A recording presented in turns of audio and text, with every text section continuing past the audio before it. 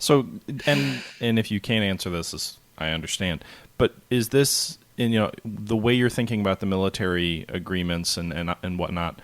Is this the commercial version of the combat mission games that you make available to governments, or is it like a separate, kind of like Command, another game of Slytherins? Well, I know this is your game, but in terms of a game of Slytherins that they work with other governments with is Command Modern Operations, and they've obviously done a lot of professional work with that as well. And I think they have a professional version. Is that something you guys are doing? Yes. Yeah. So we're doing both. The there we do have commercial site licenses for various militaries, and there's a fairly decent sized one being worked out with the British right now.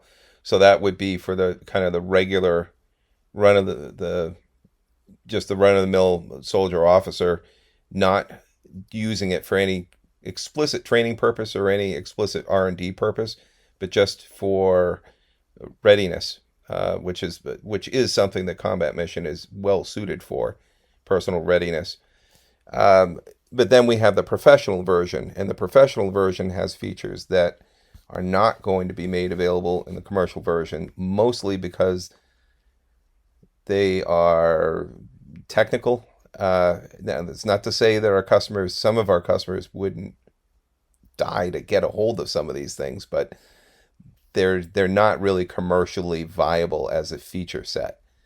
And as an example, there's the ability to basically download all of the data that has been generated through the battle. So they'll know how many rounds of 5.56 were fired off and when.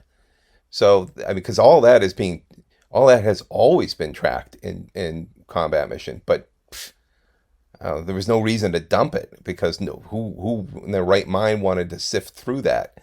Well, now somebody does. So that is a feature. I might have been one of those people Yeah, when me I too. was playing the original.